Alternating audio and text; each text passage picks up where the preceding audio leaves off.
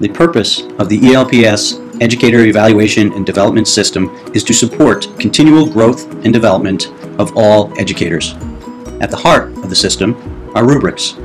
This training was developed in collaboration with the ELEA to provide clarity around how to use the evaluation rubrics and best practices in evidence collection. Rubrics, for the purpose of educator evaluation, are designed to help educators and evaluators in the following ways. 1. Develop consistent, shared understanding of what proficient performance looks like. 2. Develop common terminology and structure in order to organize evidence. And 3. To assist in making informed professional judgments about formative and summative performance ratings on each standard and then in the overall evaluation. Let's take a look at how the rubric is set up. There are 4 standards. These are the broad categories of knowledge, skills, and performance for effective practice: curriculum planning and assessment, teaching all students, family and community engagement, and professional culture. 16 indicators further describe specific knowledge, skills, and performance for each of the standards. For example, in Standard 1, there are 3 indicators: curriculum and planning indicator, the assessment indicator, and the analysis indicator. The elements further break down the indicators into specific aspects of educator practice and provide an opportunity for evaluators to offer detailed feedback for improvement and growth. In addition to elements, performance descriptors are measurable or observable statements of educator actions and behaviors used to identify the level of performance. Implementing the full rubric allows educators ample opportunity to demonstrate the actions and the behaviors of effective practice for each standard.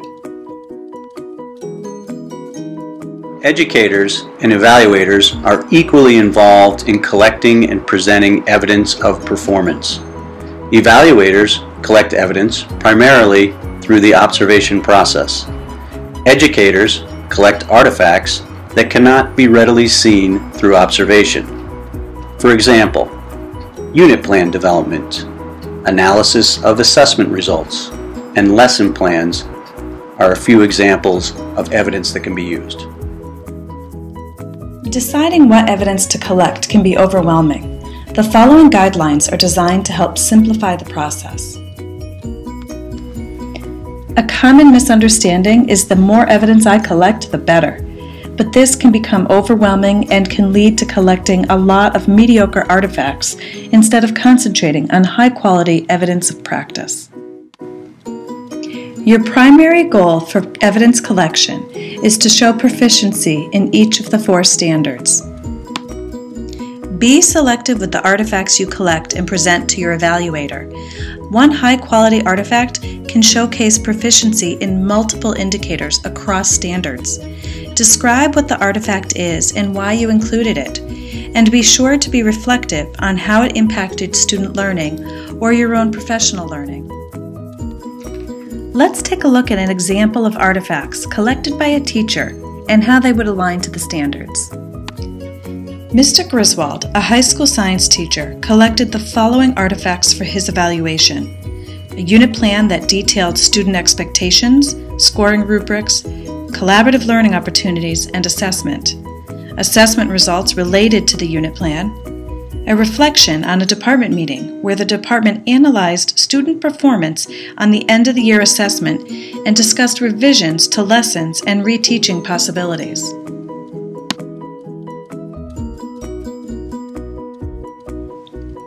Let's take a look at how Mr. Griswold's evidence specifically aligns to multiple indicators for each standard.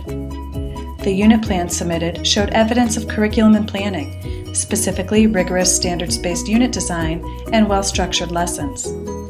The unit included multiple opportunities for student assessment, both in the traditional sense and performance-based measures. Mr. Griswold's reflection on the data analysis meeting provided evidence for the analysis indicator. Student engagement, quality of work, building a collaborative learning environment, and having clear expectations were all evident in the unit plan. Furthermore, Mr. Griswold provided evidence of reflective practice and professional collaboration by detailing the analysis process and reteaching plans that were designed during a department meeting. The well-designed unit plan, the reflection on assessment results, and the data meeting provided ample evidence for proficiency for Standards 1, 2, and 4.